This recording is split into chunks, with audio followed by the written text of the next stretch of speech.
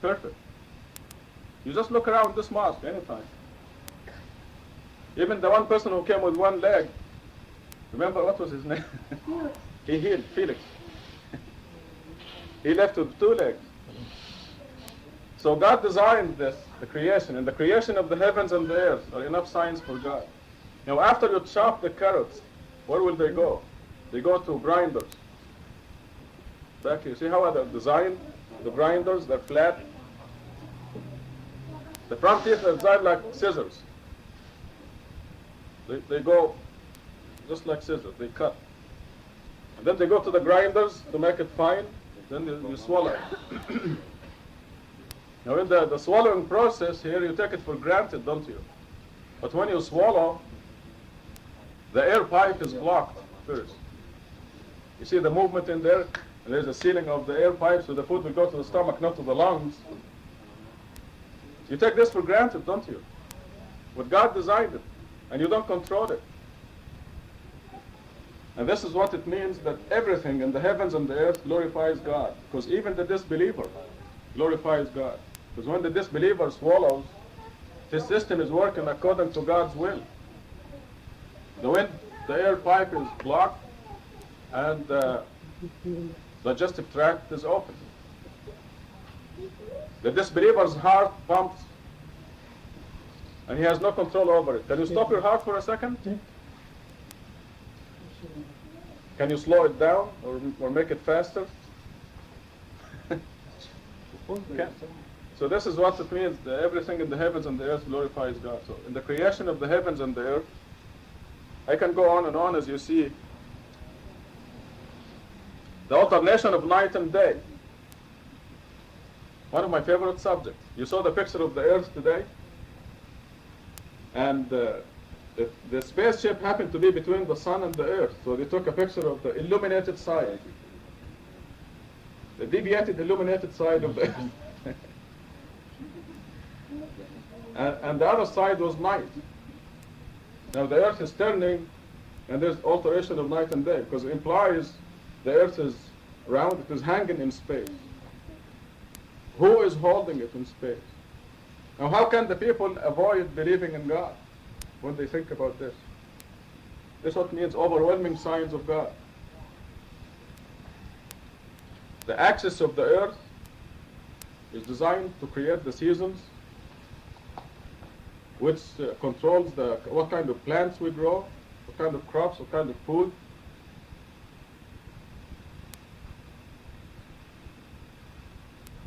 What else as far as now the speed of rotation of the earth controls how many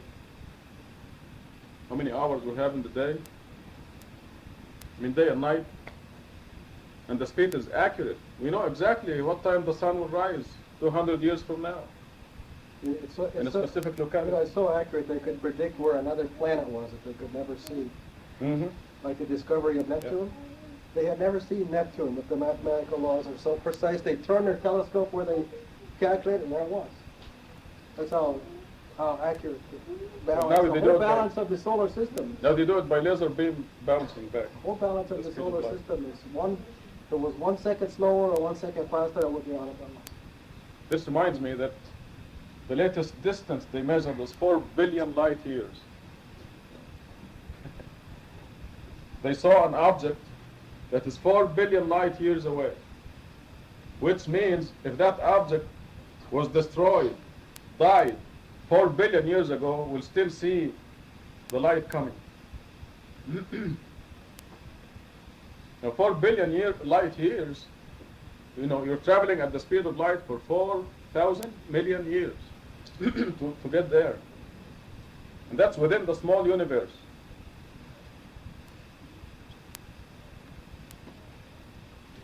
So the alternation of night and day implies a lot of information that tells us how great God is. The ships that roam the sea for the benefit of mankind. Water is a crazy liquid that has the physicists puzzled, because things float. Things float in the water, not in alcohol or kerosene or Water has crazy properties. University of California, I took that course. At the University of California, the title is Water. And it has the physics, physical chemistry, and chemistry of water. Because it's unique. It's something that God did that makes the ships float in the water, makes you float in the water. Unless you do something to drown. If you stand still, you'll float in the water. Also makes it evaporate and then go to a certain height and hang up there. See, the clouds coming up. The clouds hanging between the earth and the sky. So they cool down and condense again into pure water. All these are designs.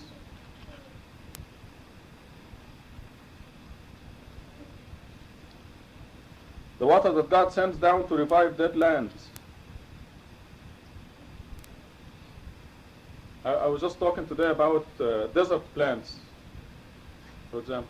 Did you know that the seeds of desert plants will not germinate unless a specific amount of rain falls? The mechanism of it is there's an inhibitor around the seeds that is water soluble, and you have to have a certain amount of water fall on it and wash the inhibitor away. So this guarantees a reservoir of water for the plant, for the seed. The seed will not germinate unless a specific amount of water falls in the desert. Who designed all this?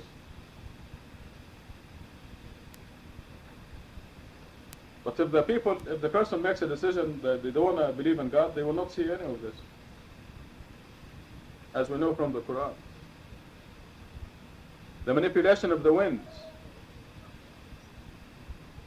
If the wind stands still for 3 or 4 months, the life will end. We need the wind because you know where all the water coming from? All these clouds come from the Pacific Ocean or the Atlantic. It's because it's driven by the wind. Otherwise, we wouldn't be here. There'd be no water in the underground. And you know how they panic in Tucson when the rain is late or something? And they have all those beat the peak programs. They panic.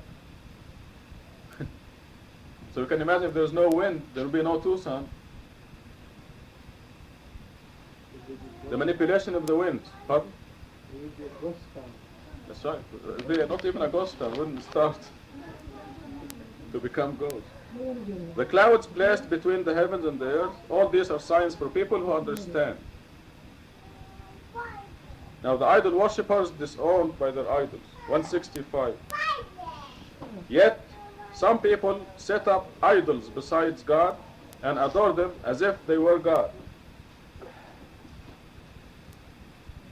However, the believers love God more than anything else. If only the wrongdoers could envision themselves when they face the retribution, they will find out that all power belongs to God alone, and that God is very strict in imposing retribution. Those who were followed will disown their followers. They will suffer the retribution, and all help to them will be severed. The followers will then say, if we could live our first life again, we will then disown them as they disown us now. Thus will God show them the consequences of their works as nothing but sorrow. They will never exit from hell.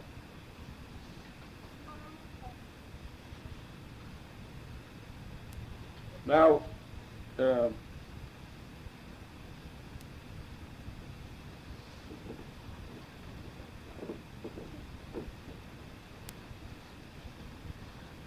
these verses are actually written in the past tense in the Arabic, so I guess in the next edition I will make this in the past tense. And they were in the past tense because God is telling us something that actually took place in our future. God witnessed it, and He's telling us what happened between the idols and the idol worshippers. And we saw today the insignificance of the idols, whether it is Muhammad or Jesus or Mary or St. Francis or whatever. The things that the people idolize.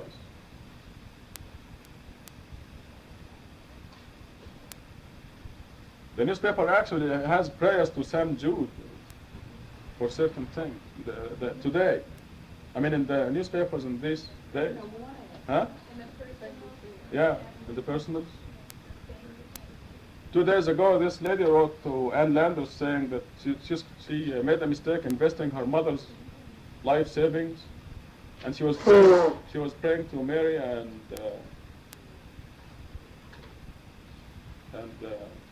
St. Jude, and the title was "The Virgin and St. Jude will not help you." That was the title by Ann Landers. Now, so we saw today the insignificance of the idols. We saw the picture of the earth and how big those people were, Muhammad or Mary or Jesus. Now we have to imagine the day of judgment, because that day will come. And the people will run to Jesus, for example, and tell him, are you going to help us? And he will say, what are you talking about? I need help myself. Because he will be subject to the judgment, just like we are, just like all of us. As a matter of fact, all of us will see hell first, initially, so that we appreciate heaven, inshallah, when we get there. But we must imagine that what these verses are telling us, that the people will go to their idols. They will go to Muhammad. You heard about the myth of intercession of Muhammad. They will go, will you intercede on our behalf? And he's going to tell them, sorry, I have no power. I'm worried about my own neck. Like Surah 21 tells us, that the prophets will be worried about their own fate. This is what these verses are telling us. This is what the Bible is saying. In Matthew 7:23, if you want to see it, 7:23, Matthew 7:23 says that the people will go to Jesus on the day of judgment and tell him, Lord, Lord, have we not prophesied in your name? Have we not performed miracles in your name? Have we not glorified your name? Etc., etc. And Jesus will say, away out of my sight, I don't know you. So in other words, he will disown them. You just listen to the preachers on the TV and the radio on Sunday and see how much glorification of Jesus they are doing. So Satan succeeded in diverting their attention from God to Jesus. And Satan did the same trick with the Muslims, diverting their attention from God to Muhammad. They're all human beings and they're all subject to Satan's tricks.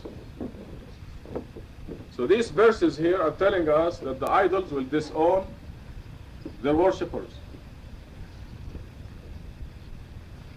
These verses are actually identical